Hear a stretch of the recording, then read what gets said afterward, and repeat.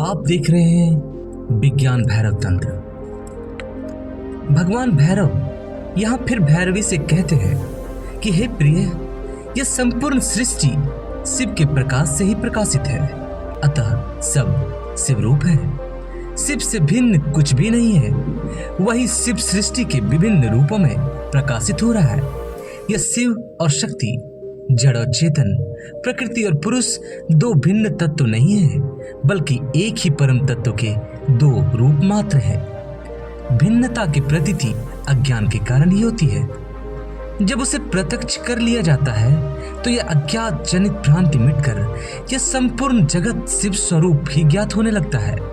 शिव से भिन्न कुछ भी तो नहीं है। इसलिए हे देवी, जहां जहां मन जाता है, चाहे वह बाह्य पदार्थों में जाए अथवा स्वयं के भीतर के विषयों में, सुख दुख आदि में जाए, सभी में उस चैतन्य स्वरूप शिव ही प्रकाशित हो रहे हैं। ऐसी स्थिति में वह मन उसके सिवा और कहां जा सकता है। अर्थात इस जगत में शिव से भिन्न और कुछ भी नहीं है। ऐसी कोई वस्तु या स्थान नहीं है जहां वह ना हो। वेदांत में तो यह माया तत्व है जो ईश्वर को परिच्छिन्न कर देता है, किंतु तंत्र तो ऐसे किसी सत्ता को स्वीकार ही नहीं करता जो इस शिव के प्रकाश को परिच्छिन्न कर दे। अतः सभी को शिव रूप ही समझकर धारणा का अभ्यास करने पर वह स्वात्म स्वरूप स्वयं ही प्रकाशित हो जाता है।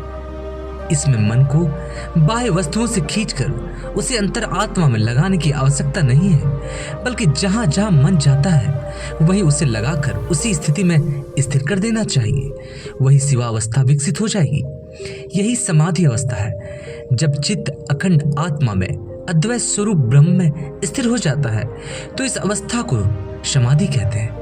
योग ग्रंथों में समाधि के भी कई भेद बताए गए, जैसे सविचार, निर्विचार, सवितर्क, निवृत्त और संप्रज्ञात और असंप्रज्ञात, सविकल्प और निर्विकल्प, सबीज और निर्बीज। इस निर्बीज समाधि को ही अंतिम माना गया है। चैनल पर बने रहे, वीडियो को लाइक करना ना भूलें।